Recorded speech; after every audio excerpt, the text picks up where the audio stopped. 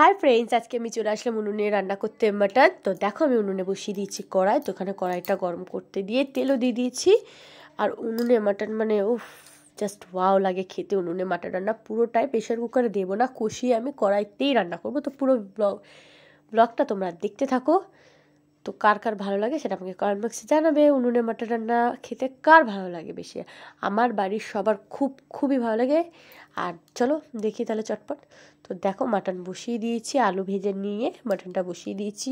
আর এখানে আমি কোনো মশলা শিলে বাটিনি, পেঁয়াজও গোটা গোটা রেখেছিলাম, দেখেই নিচ্ছি তোমরা আগে। আর আদা রসুনটা আমি শিলে বেটে নিয়েছি। আর এখানে আমি ইউজ করবো গুঁড়ো গরম মশলা না, গোটা গরম মশলা। তো দেখো মাংসটা খুব ভালো করে কষাচ্ছি আমি। আর এটা কষাবে, যত কষাবে তত টেস্ট। আর এক ফোঁটা একটু জাস্ট হাফ লেবুর রস চিপে দিয়েছিলাম আমি। তাতে কি হয়েছে, মাটনের ভিতরে একটা দুধের গন্ধ থাকে, সেটা পুরোটাই কেটে যায় একটু।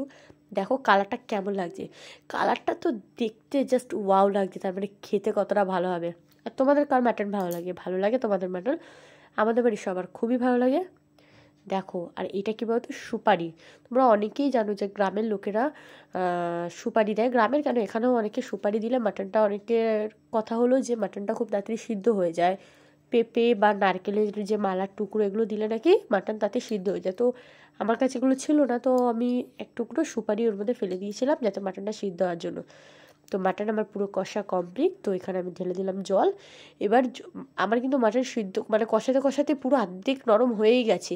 এবার ঝোল ফোটা হতে আরামসে ওটা কমপ্লিট হয়ে যাবে। তো দেখো তরকারি হয়েছে। তো আজকের ব্লগটা কার ভালো লাগলো তো কমেন্ট বক্সে জানিও। তো টাটা সবাইকে।